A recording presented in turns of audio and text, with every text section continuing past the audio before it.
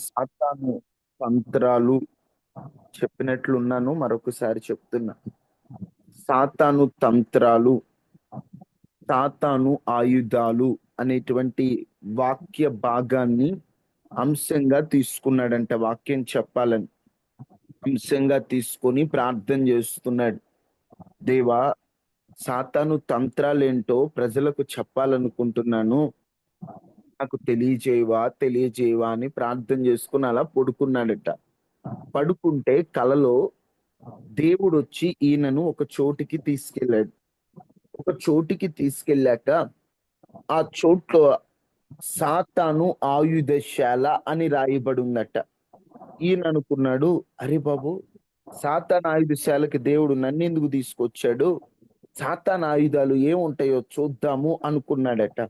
అక్కడ అబద్ధము, బూతు మాటలు, వ్యభిచారము, జారత్వము ఇలాంటివన్నీ రాయబడున్నాయి.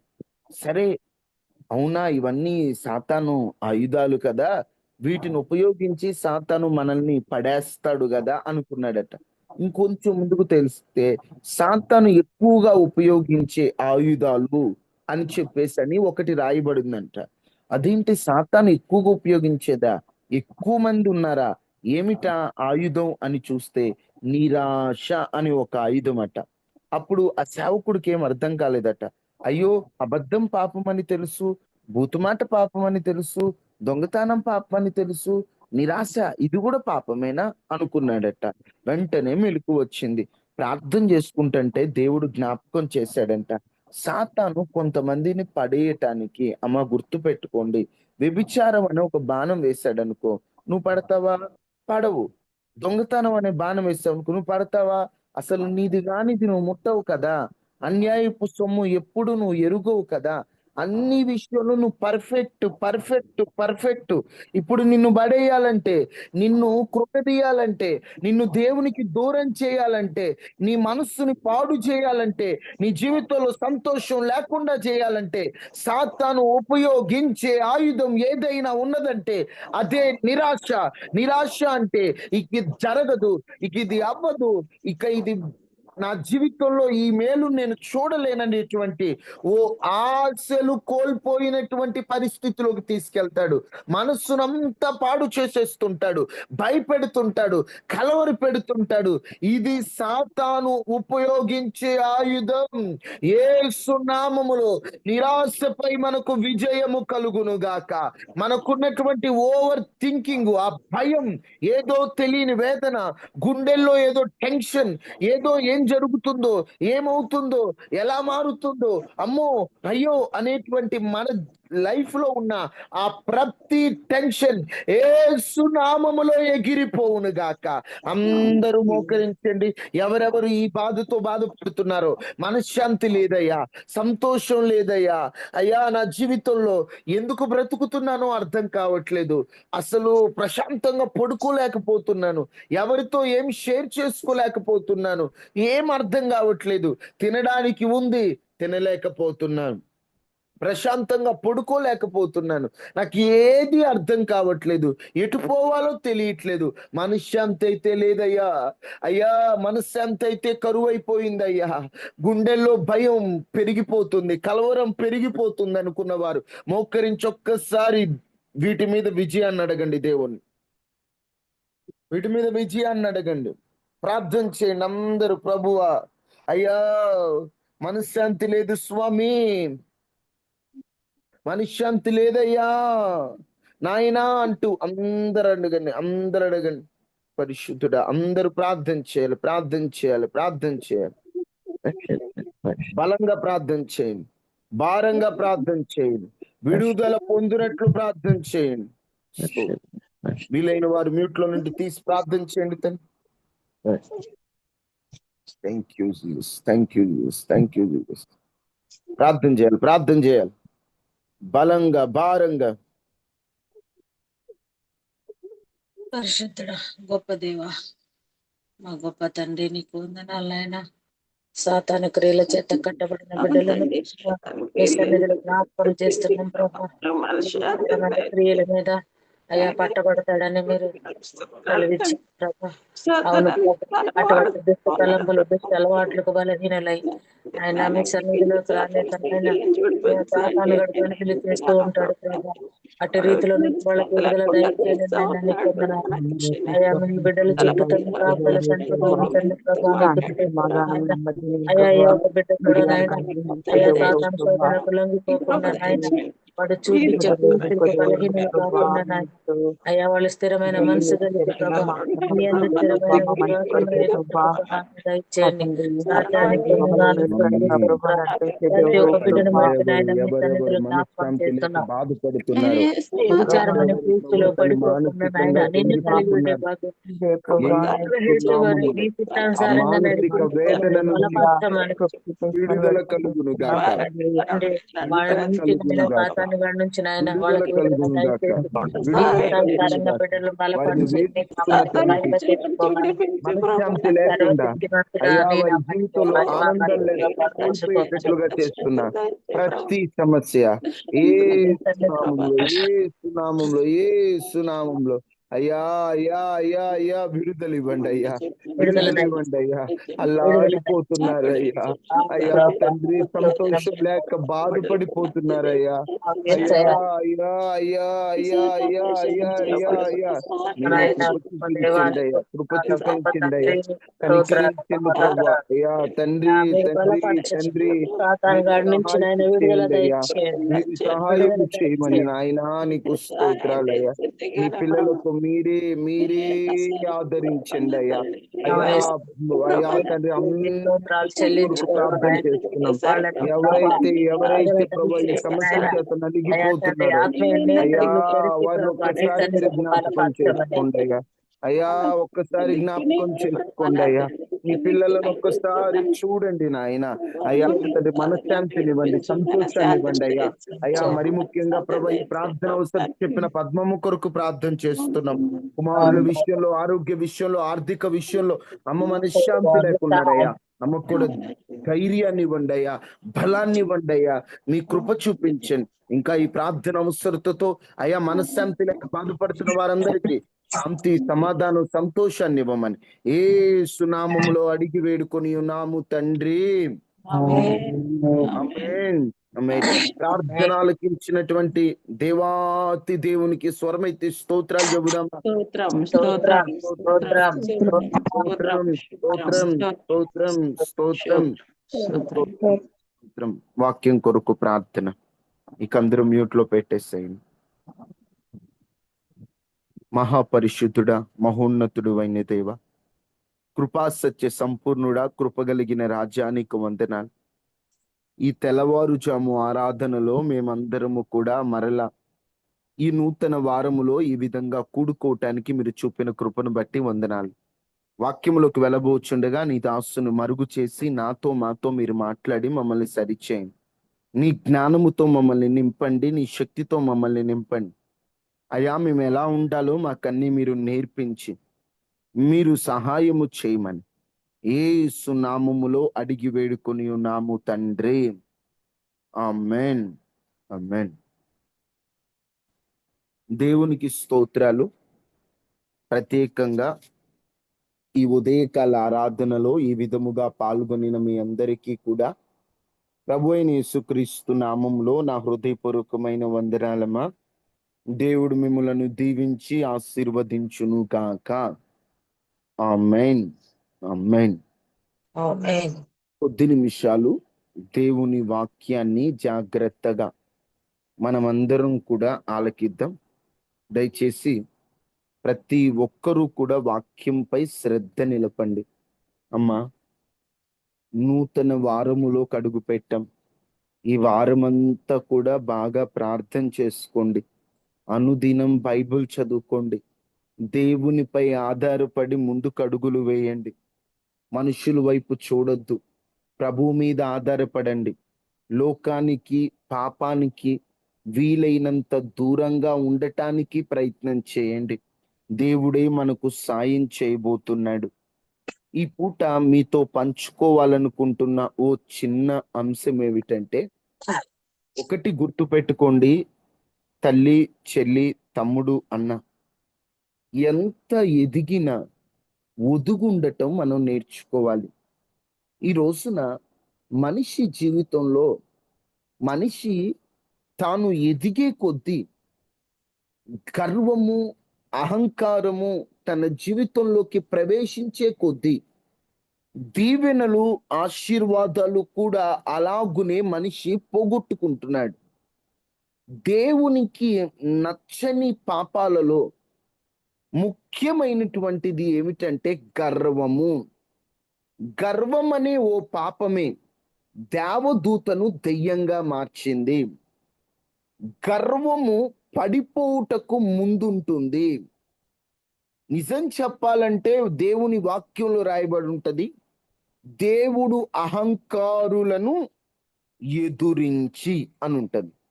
అంటే దేవుడు అహంకారులకు ఎదురుగా నిలబడి వాళ్ళని ఎదిరిస్తాడట. ఎదిరించడం అంటే ఏంటో మీరు చెప్పండి. మీకు తెలుసు కదమ్మా, దేవుడు అహంకారులను ఎదిరించి దీనులకు కృప చూపించును. అందరికీ తెలుసు. ఇప్పుడు నేను అడుగుతున్నాను, అహంకారులను ఎదిరించడం అంటే ఏంటి? ఎదిరించడం అంటే ఏంటి అసలు? తన చేసిన పని తప్పు వాళ్ళు అని చేసిన పనిని ఇష్టపడకుండా తొలగించటం. అంతేనమ్మా. ఒక్క మాటలో చెప్పాలంటే ఎదురించడం అంటే ఎదురు నిలబడటం. ఎలాగంటే ఇప్పుడు పిల్లోడు మన మాటకి వాడు వ్యతిరేకంగా ప్రవర్తించాడంటే ఏంట్రా ఎదిరిస్తున్నావు అంటే, ఎదురు రావడం, ఎదురించడం అనేటువంటి మాటకు అసలు అర్థం ఏమిటంటే, ఒక పని చేస్తున్నప్పుడు ఆ పనిని అడ్డుకొని అడ్డంగా నిలబడితే, ఎదురుగా వచ్చి ఆ పని చేయనీయకుండా వీరు అడ్డంగా ఉంటే, ఎదురుగా నిలబడితే, అరే నేను చేయాలనుకున్న దానికి, నేను చెప్పిన దానికి వ్యతిరేకంగా చేస్తున్నావేంటి, నేను చేస్తున్న పనికి నువ్వు వ్యతిరేకంగా ఎదురు నిలబడ్డావేంటి అంటే, ఒక మాటలో చెప్పాలంటే అహంకారులు ఏదైనా ఒక పని మొదలు పెడితే ఆ పనిని దేవుడు సక్రమంగా జరగనివ్వడు, వారిని ఎదురిస్తాడు. దేవుడే అడ్డు వస్తే, దేవుడే ముందుకు వెళ్ళనీపోతే ఇక ఎవరు ఆదుకుంటారు? కనికరించే కరుణామయుడే వద్దు, నేను నిన్ను దీవించను, నువ్వు అడిగింది నేను ఇవ్వను అని ఎదురు నిలబడితే ఎవరు ఆదుకుంటారు? ఎవరు కరుణిస్తారు? ఒకటే ఈ పూట మీతో చెప్పాలనుకుంటున్నటువంటి విషయం, జీవితంలో అహంకారం, పొగరు, గర్వం, అతిశయం ఈ నాలుగిటిని దగ్గరికి రానివ్వద్దు. అయ్యా ఈ నాలుగు ఒకటేనా? కొంచెం తేడాలు ఉంటాయి. గర్వం వేరు, అహంకారం వేరు, పొగరు వేరు, అతిశయం వేరు. నాకే ఉంది, ఉన్న దానిని బట్టి నాకిది ఉంది అని చెప్పి ఎచ్చులెచ్చులుగా ప్రవర్తిస్తే, ఉన్న దానిని బట్టి ఆనందంగా నేనే గొప్ప అని భావిస్తే దాన్ని అతిశయము అంటారు. ఉదాహరణకి కారు ఉందనుకోండి, నాకేంట్రా కారు ఉంది, వాళ్ళలాగా నేను స్కూటర్ మీద వెళ్తానా, వీళ్ళలాగా నేను నడుచుకుంటూ వెళ్తానా, వాళ్ళలాగా నేను ఆటో ఎక్కుతానా, నాకు కారు ఉందిరా నేనేంట్రా అన్నావు అనుకో, అది అతిశయం. ఆ కారును బట్టి కారు లేని వాడిని చులకనగా చూస్తూ నేనే గొప్ప, నేనే గొప్ప. అతిశయమేమో ఉన్నదానిని బట్టి ఎచ్చులు పడతాడు, గర్వమేమో ఉన్నదానిని బట్టి ఎచ్చులు పడుతూ లేని వారిని తృణీకరిస్తూ తాను ఒక నేనే గొప్ప అనే భావనతో నాకే ఉంది అని లేని వారిని తక్కువగా చూస్తూ వారు ఎవరైతే అలా ప్రవర్తిస్తారో వారిని గర్వము అంటారు. ఆ గర్వములో ఉండే ప్రవర్తనని అహంకారము అంటారు. అహంకారమైన, గర్వమైన ఇంకా నేను ఎవరి మాట విననని ఉన్నదానిని బట్టి ఎవరి మాట పట్టించుకోకుండా తలకెక్కిన సమాధానం చెప్పడాన్ని పొగరు, ఆ ప్రవర్తనని పొగరు అంటారు. ఒకేలాగా అనిపిస్తాయి, ఇవన్నీ వేరువేరుగా ఉంటాయి.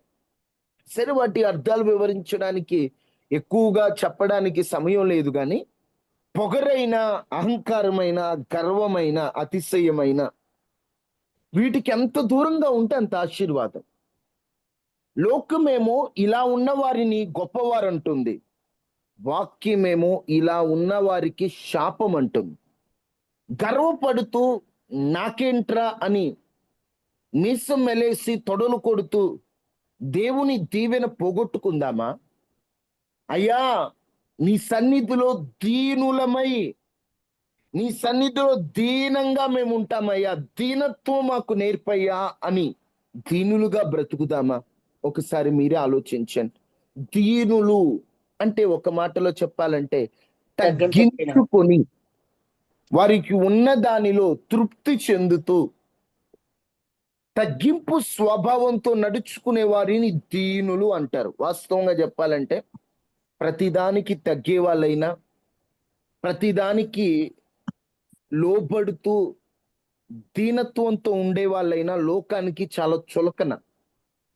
లోకానికి అరే వీడేంట్రా ప్రతిదానికి తగ్గుతాడు, ఏమన్నా ఏమన్నదరా బాబు, వీళ్ళు ప్రతిదానికి తగ్గే ఉంటారని తగ్గేవాడంటే లోకానికి చులకన. నేను ఒకటి చెప్తాను, దీనులుగా ఉన్నవారంటే లోకానికి చులకన అవ్వచ్చు, మనుషులకి హేళన అవ్వచ్చు, ఎగతాళి చేయొచ్చు, కానీ దీనులుగా మనం బ్రతకడానికి ఇష్టపడి ముందుకు అడుగేస్తే, తగ్గించుకొని ఎంతైనా కూడా నేను తగ్గుతాను, దీనంగా నడుచుకుంటాను, దీనంగా నేను బ్రతుకుతాను, యేసుక్రీస్తే పరలోకమును విడిచి దీనుడయ్యాడు, నాలో ఆ దీనత్వం కావాలి అని ఆశపడితే ఎన్ని దీవెనలు ఉన్నాయో సమయాన్ని బట్టి చెబుతాను, నోట్ చేసుకోండి. దీనులుగా ఉంటే ఎన్ని దీవెనలు. ఈరోజు మన అంశం ఒక మాటలో చెప్పాలంటే దీనత్వంలో దాగిన దీవెనలు. ఏమిటమ్మా? దీనత్వంలో దాగిన దీవెనలు. దీనత్వంలో దాగిన దీవెనలు కావలసిన వారందరూ వాక్యాన్ని వినండి. నాకు దీనత్వం అవసరం లేదు, నేను పొగరబట్టి మాట్లాడతాను, అహంకారంగా ఉంటాను, నేను గర్వంతో ఉంటానంటే ప్రశాంతంగా నిద్రపోండి. నాకు దీనత్వం అవసరమయ్యా, దీనుడిగా ఉండి దీవెనలు పొందుతానయ్యా అన్నవారు జాగ్రత్తగా మనసు పెట్టండి. ఒక్కొక్కటి నేను చదివిస్తాను, అందరూ నోట్ చేసుకోవాలి. యోబు గ్రంథం 5వ అధ్యాయం 11వ వచనం. దీనుత్వములో దాగిన దీవెనలు. అట్లు ఆయన దీనులను ఉన్నత స్థలములలో నించును. అట్లు ఆయన దీనులను ఉన్నత స్థలములలో ఉంచును. ఉన్నత స్థలములలో నుంచును. హల్లెలూయా, దేవునికి మహిమ కలుగును గాక. ఎవరైతే దీనులుగా బ్రతుకుతారో, ఎంత ఎదిగినా ఒదిగుంటారో, ఎంత దేవుడు దీవించినా తగ్గించుకొని ఉంటారో, అన్ని ఉన్నా అణిగిమణిగుంటారు. దీనత్వంతో నడుచుకునేవారు డబ్బుందని అహంకారంతో కాక, బలముందని నాకేంట్రా బాబు అని గర్వపడకుండా ఉన్న దానిలో తృప్తి చెందుతూ దీనంగా బ్రతుకుతారు. వారిని లోకం తొక్కాలని చూస్తుంది. అరే, వీడు ఏమన్నా ఏం మాట్లాడరా, ఈయన్ని ఏమన్నా. నిజం చెప్పాలంటే దీనుడంటే లోకానికి భలే చులకన. ఎదురు సమాధానం చెప్పేవాడికి భయపడతారు, ఎందుకంటే వాడు ఒకటంటే 100 అంటాడు కదా. వీళ్ళు ప్రభువు నమ్ముకొని తగ్గించుకొని గొడవలు ఎందుకులే, మనం ఎంత తగ్గుంటే అంత మంచిది, దేవుని మందిరానికి వెళ్తున్నాం, వాళ్ళలాగా మనం ప్రవర్తిస్తే వాళ్ళకి మనకు తేడా ఏముంటది, తగ్గించుకుందాంలే అనుకున్నోడికే లోకం చులకన. అరే, ఈడేం మాట్లాడ్డా కదా. నేను ఒక్కటి చెప్తున్నా, వాళ్ళ కోసం మీరు లోకస్తులుగా మారద్దు, మీరు దీనులుగా ఉన్నారు కదా, దేవుడు మిమ్ములను ఉన్నత స్థలాలు ఎక్కించబోతున్నాడు. అది మామూలు స్థలం కాదు, ఉన్నత స్థలం. దీనంగా బ్రతుకుతున్నావు కదా, దీనత్వంలో ఉన్నావు కదా, నా దేవుడు నిన్ను విడిచిపెట్టడు, ఉన్నత స్థలమునకు ఎక్కిస్తాడు.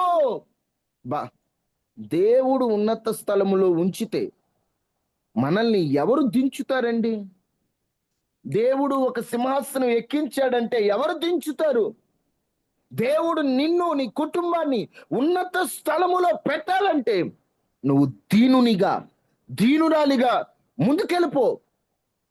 ఉన్నత స్థలాల్లో దేవుడు నిన్ను నిలబెడతాడు. ఆహా, దావీదు అంటాడు, అయ్యా ఎక్కలేని ఆ కొండకు నన్ను ఎక్కించయ్యా. ఏ కొండ? వాస్తవంగా చెప్పాలంటే యెరూషలేములో ఉన్నటువంటి ఆ రాజు నిలయమట కొండ మీద ఉంటదట.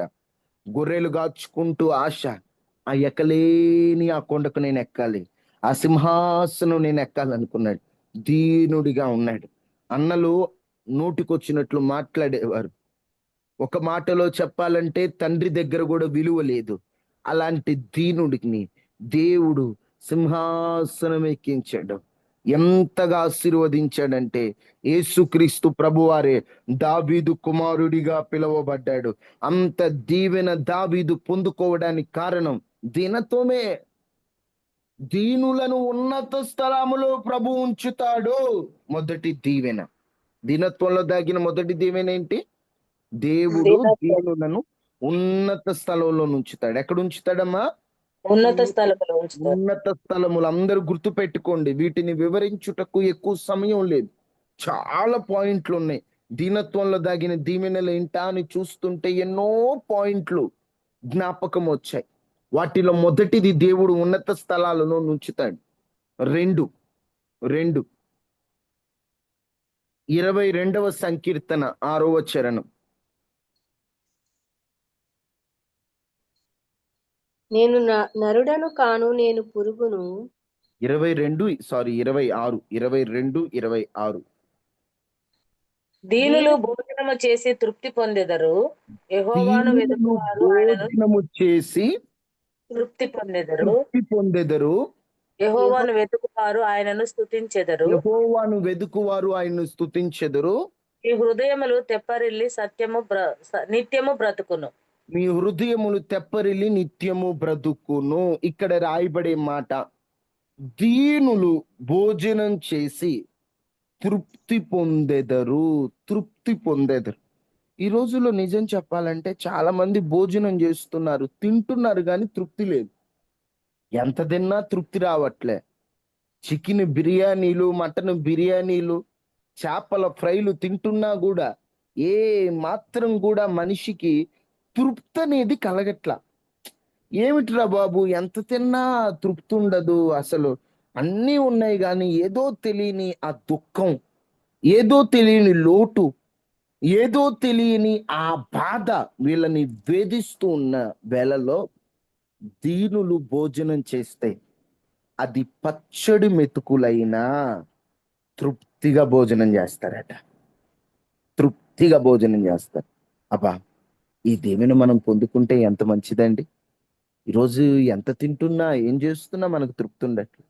దీనులుగా మనం బ్రతకడానికి ఇష్టపడితే, మన కుటుంబంతో మనం భోజనం చేస్తే అది ఏదైనా, అసలు నిజం చెప్పాలంటే కంట్రోల్ బియ్యం అన్నం వేసుకొని మంచినీళ్ళు పోసుకొని తాగినా కూడా అంతకంటే తృప్తి ఉంది, సంతోషంగా ఉంటారు. కొంతమంది ప్రార్థించమని చెబుతుంటారు, అయ్యా మాకు చాలా వస్తుంది. ఒక సహోదరి చెప్తుంది, బాబు మాకెంత వస్తుందంటే మా పిల్లల పేరు మీద, నాకు ముగ్గురు పిల్లల పేరు మీద ఒక్కొక్కరికి 8 లక్షలు దాకున్నాయ్యా. మొత్తం ముగ్గురు మీద కలిపితే ఒక 25 లక్షలు ఉంటాయ్యా. అంత వస్తుందయ్యా. సొంత ఇల్లులు ఉన్నాయి, మాకు ఇక లోటు అంటూ లేదు. కానీ ఏనాడు నా భర్త నాతో కలిసి భోజనం చేసి ఎరగడు, నా భర్త నాతో ప్రేమగా ఉండడు, నా పిల్లలు కూడా అమ్మా అనేటువంటి ప్రేమ చాలా తక్కువయ్యా అంటుంది. ఎన్ని లక్షలు ఏం ఉపయోగం అండి? కలిసి భోజనం చేయలేకపోతున్నారు, కలిసి సంతోషంగా బ్రతకలేకపోతున్నారు. ఈరోజు మనకి లక్షలు లేకపోవచ్చు, అకౌంట్లో తిప్పి కొడితే 100 రూపాయలు లేకపోవచ్చు, కానీ కలిసి కూర్చొని భోజనం చేయగలుగుతున్నామంటే కారణం దీనత్వంలో దాగిన దీవెనే. దీనులు 2, దీనత్వంలో దాగిన దీవెన ఏమిటంటే దీనులుగా ఉన్నవారు తృప్తి కలిగి జీవిస్తారు. వారికి ఉన్న దానిలో తృప్తి కలిగి ఉంటారు. అమ్మా, ఇది దీవెన తల్లి. ఈరోజు కొంతమంది ఉన్న దానిలో తృప్తి చెందటం రాదు. దేవుడు ఒక చిన్న ఇంటిని ఇచ్చాడు అనుకో, ఇదేమి ఇల్లు, రేకులు ఇల్లేగా, ఇదేమి ఇల్లు, పెంకుటిల్లేగా, ఇదేం ఒక గదేగా. అట్లా ఉండకూడదమ్మా. అసలు ఆ స్వభావమే మంచిది కాదు. దీనులుగా ఉన్న మనం, దేవుడు ఈ రూమ్ అయినా ఇచ్చాడు. ప్లాట్ఫారాల మీద పడుకునే వాళ్ళకంటే నేను ధన్యున్నే కదా ప్రభువా. రోడ్డు మీద, ఆ రోడ్లు పక్కన, లేకపోతే ఆ రైల్వే స్టేషన్లో నిద్రపోయే వాళ్ళకంటే నేను ధన్యున్నే కదయ్యా. ఉండటానికి కాస్త నివాసం అయినా నాకు ఇచ్చావు ప్రభువా, నీకు స్తోత్రాలయ్యా అనుకోవాలా. అంతే తప్ప నాకేముంది, ఆమెకు చూడు, వాళ్ళకు చూడు అన్నామనుకో ఎప్పటికీ ఆనందంగా ఉండవు. ఎందుకంటే ఈరోజు 100 రూపాయల ఆమెతో నువ్వు పోల్చుకున్నావు అనుకో, రేపు 1000 రూపాయల ఆమెతో పోల్చుకుంటావు. 100 ఇచ్చాక, 1000 ఇచ్చాక 1,00,000 ఆమెతో పోల్చుకుంటావు. 1,00,000 ఇచ్చాక కోట్లతో చూడు, కోట్లోళ్ళు ఎంత బాగున్నారు, అంబానీ చూడు ఎంత బాగున్నాడు, లేకపోతే ఇంకొక ఆయన చూడు ఎంత వస్తుందో. అట్లా మనకి పోలిక అట్లానే అవుతుంటదండి. అందుకే ఉన్నదానితో తృప్తి కలిగి ఉండాలంటే దీనత్వంలోనే ఉంటది. దీనులు భోజనం చేసి తృప్తి పొందుతారట. దీనత్వంలో దాగిన రెండవ దీవెన, తృప్తి కలిగి జీవిస్తాం. తృప్తి కలిగి జీవిస్తాం. 3 138వ సంకీర్తన 6వ చరణం.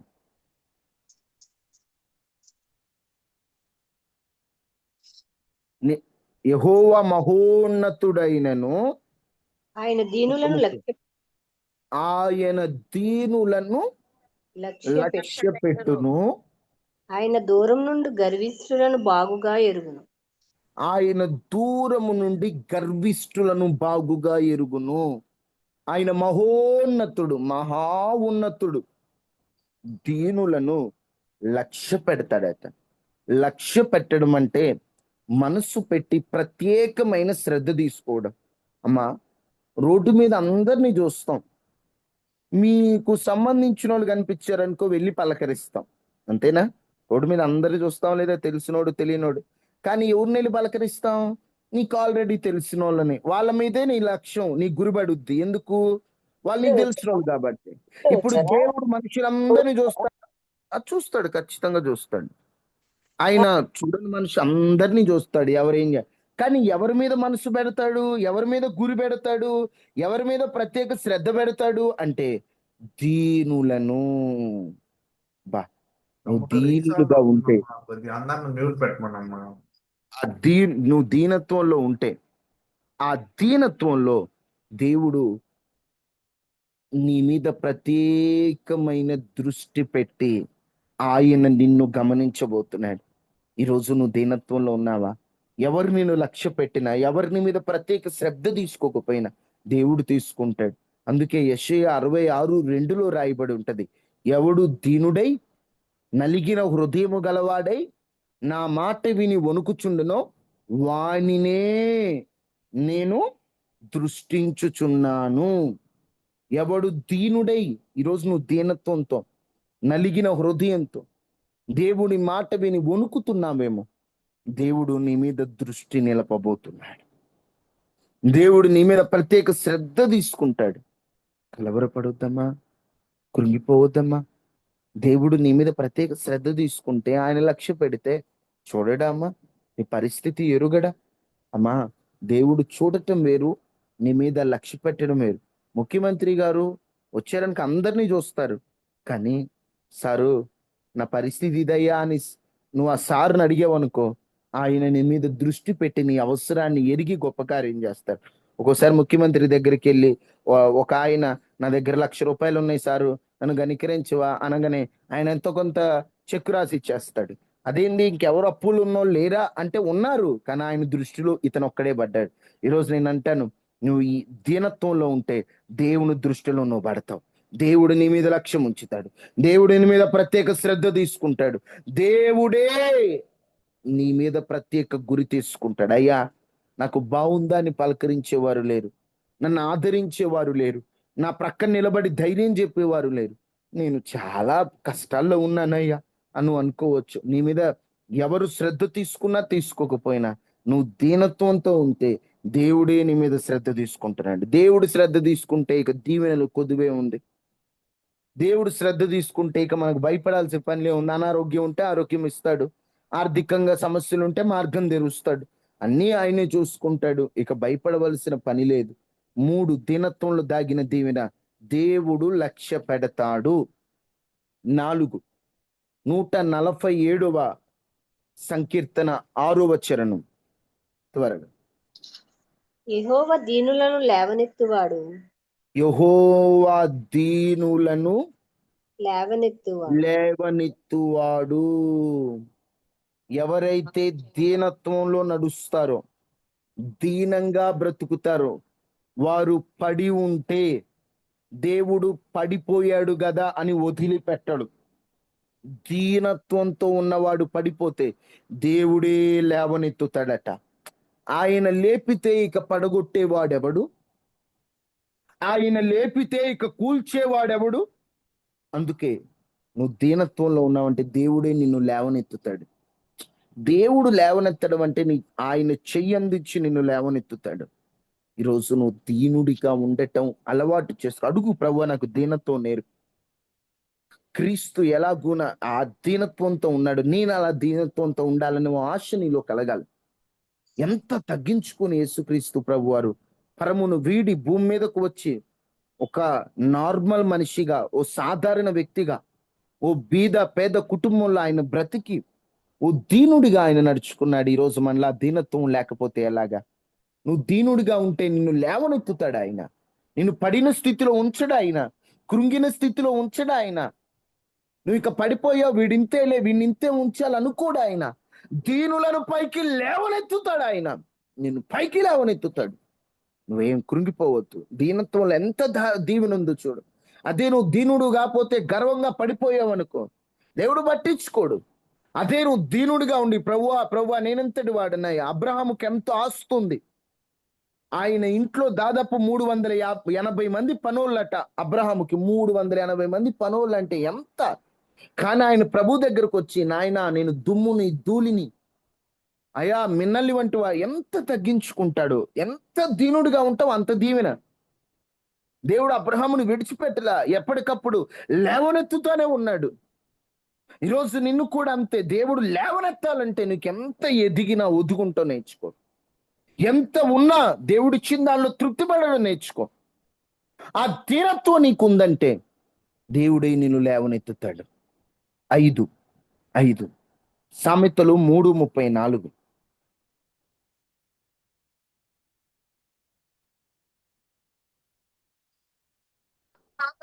అపహాసకులను ఆయన అపహసించును, దీనుల ఎడల ఆయన దయ చూపును. అబ్బా, దీనుడిగా ఉన్నవాడి ఎడల దేవుడు ఏం చూపిస్తాడట? దయ చూపును. దయ చూపించును. ఎవరైతే దీనత్వంలో నడుచుకుంటారో వారి ఎడల దేవుని దయ ఎప్పుడు ఉంటుంది. అమ్మ బాగున్నావా? దేవుడి దయని బట్టి బాగున్నానండి. అమ్మ తిన్నావా? దేవుడి దయని బట్టి దేవుడు అన్ని ఇస్తున్నాడండి. అంటే ఏం పొందుకోవాలన్నా ఏం కావాలా? దేవుడి దయ కావాలి. ఆయన దయ లేనిది, ఆయన కృప లేనిదే మనం బ్రతకలేమండి. ఆయన కృపలేని క్షణాన్ని మనం ఊహించుకోలేం కదా. ఆయన కృపే కదా మన ధైర్యం, ఆయన కృపే కదా మన ఆధారం. ఆ దయ కావాలంటే నువ్వు దీనుడుగా ఉండాలా. ఎందుకంటే దేవుడు దీనులుగా ఉన్నవారికి ఆయన కృపను చూపించే దేవుడు, దయను చూపించే దేవుడు. అందుకని ఆయన దయను పొందుకో. తర్వాత 6 2వ కొరింథీయులకు రాసిన పత్రిక 7వ అధ్యాయం 6వ వచనం.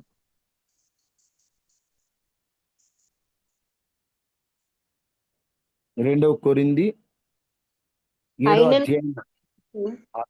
ఆయనను దీనులను ఆదరించు దేవుడు. అబ్బా, దీనులు బాధగా ఉండి ఆదరణ లేకుండా ఉంటే ఏడిస్తే ఏడురా నాకు సంబంధం లేదు అనడట దేవుడు. దీనులను ఆయన ఆదరిస్తాడట. దేవుడు ఆదరిస్తే ఎంత బాగుంటదండి. మనుషులు ఆదరిస్తే కాసేపు ప్రశాంతంగా ఉంటది. ఏదైనా బాధగా ఉన్నావు అనుకో, నీకు ఇష్టమైన మనిషితో మాట్లాడితే ఒక 10 నిమిషాలు బాగుంటది, తర్వాత యథాతథ. అదే దేవుడు ఆదరిస్తే ఆ ఆదరణ జీవితాంతం బ్రతకటానికి సరిపోతుంది. అందుకే దీనులను దేవుడు ఏం చేస్తాడంట? ఆదరిస్తాడట. అబ్బా, దేవుని ఆదరణ మనం పొందుకోవాలంటే మనం ఆ ఆదరణ అనుభవించాలంటే దీనత్వంతో నడుచుకోవాలి. దీనత్వంతో నడుచుకోవాలి. తర్వాత చివరిది 149వ సంకీర్తన 4వ వచనం.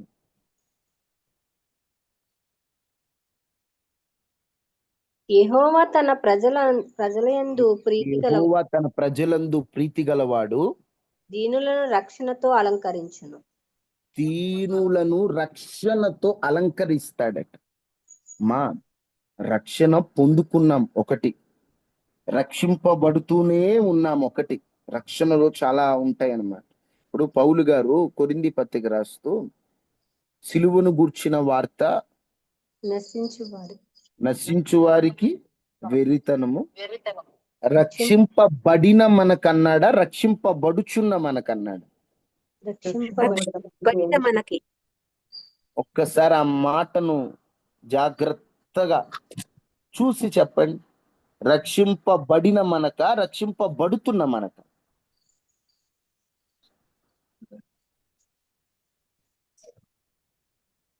రక్షింపబడుతుంది. 1 కొరింథీ 1:18 ఉంటది.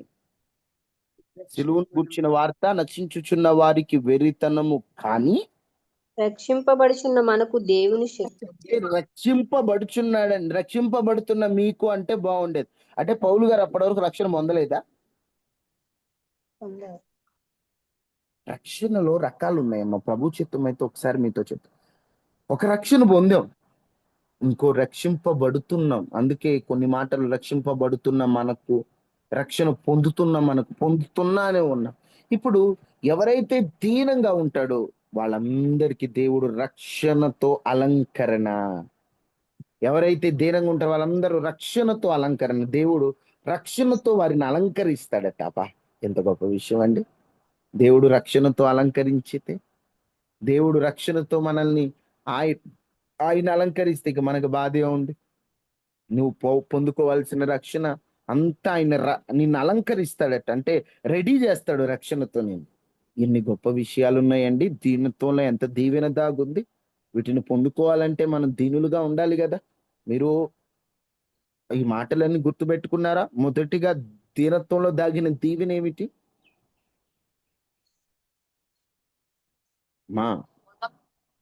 నా మాటలు అర్థమవుతున్నాయా? దీనత్వంలో దాగిన మొదటి దీవెన ఏంటి? ఉన్నత స్థలములలో అందరు చెప్పాలి. దేవుడు ఏం చేస్తారు? దీనులను ఉన్నత స్థలములలో. అందుకనే లూకా సువార్తలో ఆమె ప్రార్థన చేస్తూ ఒక మాట అంటుంది. ఒక్క మాట చూడండి. 1వ అధ్యాయము 52వ వచనంలో, సింహాసనముల నుండి బలవంతులను పడదోసి దీనులను ఎక్కించిన. ఎవరైతే దీనత్వంగా ఉంటారో దేవుడు వాళ్ళని ఉన్నత స్థలాలు, సింహాసనాల మీద ఎక్కిస్తాడు. నెంబర్ 1, దీనత్వంగా ఉంటే ఉన్నత స్థలాల్లో దేవుడు ఉంచుతాడు. రెండోది చెప్పాలి, అందరూ చెప్పాలి. భోజనము చేత తృప్తిపరచు. భోజనము చేత తృప్తి పొందుతారు. అంటే 2, దీనులుగా ఉన్నవారు తృప్తి కలిగి భుజిస్తారు, తృప్తి కలిగి జీవిస్తారు. తృప్తి ఉంటుంది దీనులకు. మూడవది ఆయన దీనులను లక్ష్య పెట్టి వారి ఎడల ప్రత్యేక శ్రద్ధ తీసుకొని ఆయన వాళ్ళను దృష్టిస్తాడు, లక్ష్య పెడతాడు. మూడవది. నాలుగవది, ఎవడు దీనుడై వణుకునో వారిని లక్ష్య పెట్టు. అది మూడవ మాటకు సంబంధించిందమ్మా. నాలుగవది, లేవనెత్తును. ఎవరైతే దీనులుగా ఉంటారో వారిని దేవుడు పడిన స్థితిలో ఉంచడు, లేవనెత్తుతాడు.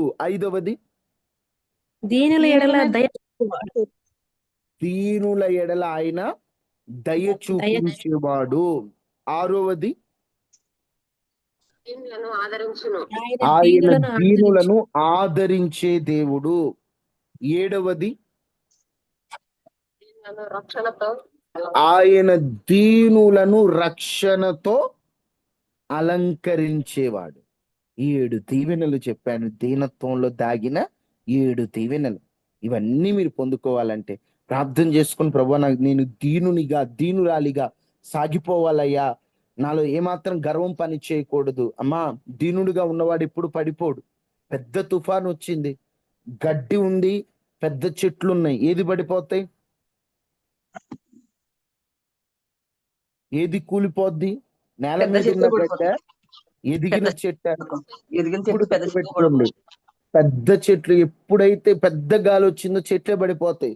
తగ్గించుకొని ఉన్నోడికి ప్రాబ్లం ఉండదు. మీకు ఎప్పుడు అంటుంటా, మంచం మీద ఒకడు నిద్రపోతున్నాడు, నేల మీద ఒకడు నిద్రపోతున్నాడు. వీళ్ళిద్దరిలో కింద పడే అవకాశం ఎవరికి ఎక్కువ? మంచం మీద మంచం మీద ఉన్న వాడికి ఎక్కువ. ఎందుకు? వాడు ఆల్రెడీ పైన ఉన్నాడు, పడిపోయే అవకాశం ఉంది. వీడు ఆల్రెడీ కింద ఉన్నాడు, ఇంకెక్కడ పడతాడు? తగ్గించుకొని ఉన్నవాడిని దేవుడు ఎప్పుడు దీవిస్తాడు. గర్వంతో ఉన్నవాడు ఎప్పుడు పడిపోతాడు. మనం పడిపోయే స్థితిలో ఉండకూడదు. దీనత్వం ద్వారా ఉన్నత స్థలములు, సింహాసనాలు ఎక్కే స్థితిలో ఉండాలి. దేవుడు ఒకటి దీనత్వం చూసి ఇచ్చేటట్లు ఉండాలి, కానీ గర్వాన్ని చూసి ఒకటి మన దగ్గర తీసుకొని పోగొట్టుకునేటట్లు ఉండకూడదు. అందుకని దీనునిగా బ్రతకటానికి ప్రభు దగ్గర ఆ దీనత్వాన్ని నేర్చుకున్నాం. ప్రార్థన చేసుకున్నాం. మహాపరిశుద్ధుడా, మహోన్నతుడు అయిన దేవా, ఈ ఉదయాన్నే మీరు మాతో మాట్లాడిన మాటలు బట్టి వందనాలు. నిజమే, దీనత్వంలో ఎన్ని దీవెనలు దాగున్నాయ్యా. మేము తొందరపడుతూ గర్వంగా, అహంకారంగా, డబ్బును బట్టి, హోదాను బట్టి, మేము పొగరు బట్టి ప్రవర్తించాం. కానీ దీనత్వంలో ఎన్నో దీవెనలు చెప్పావు అయ్యా. దీనులను ఉన్నత స్థలాల మీద ఎక్కిస్తానన్నావు, దీనులకు తృప్తినిస్తానన్నావు అయ్యా. అయా, దీనులను లక్ష్య పెడతానన్నావు అయా. దీనులను ఆదరిస్తానన్నావు, దీనులను లేవనెత్తుతానన్నావు, దీనులకు దయ చూపిస్తానన్నావు అయా. తండ్రి, దీనులను రక్షణతో అలంకరిస్తానన్నా. ఈరోజు మేము దీనత్వాన్ని అడుగుతున్నాం. నీ దగ్గర మేము ఆ దీనత్వం నేర్చుకోవాలి. దీనిని బట్టి, ఎవరిని బట్టి ఎక్కడ అతిశయపడకూడదు. ప్రతి విషయంలో తగ్గించుకుని ముందుకు సాగిపోనట్లు కృప చూపించాం. విత్తబడిన వాక్యాన్ని నీరు కట్టి ఫలింపచేయండి. ప్రభువా, సహాయకుడవు నీవు, ఆదరించు దేవుడవు నీవు. నీ పిల్లలకు ఆధారం నువ్వే కదయ్యా.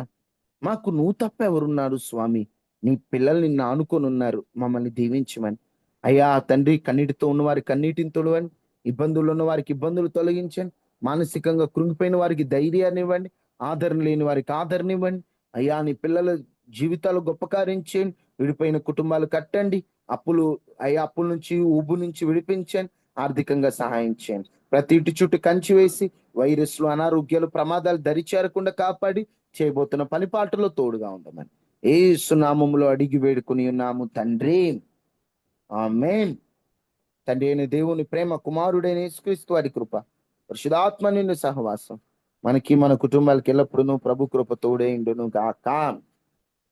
ఆమేన్. మా ఈరోజు గ్రూప్ ప్రార్థన రాత్రి 8:30కి అందరూ జాయిన్ అవ్వండి. ప్రభు చిత్తమైతే ఉపవాస ప్రార్థనలు ఈ వారంలో శుక్ర, శని అనుకుంటున్నాను. ప్రార్థన చేయండి, మీకు ఇంకా ముందు కాలం వివరణగా వివరిస్తాను. తమ్ముడు, రెఫరెన్స్ మిస్ అయ్యానా? లేదన్నా, అన్ని కరెక్ట్ గానే పెట్టారు. ఓకే తమ్ముడు, బాయ్ తమ్ముడు. బాయ్. వందనాలమ్మా. వందనాలు.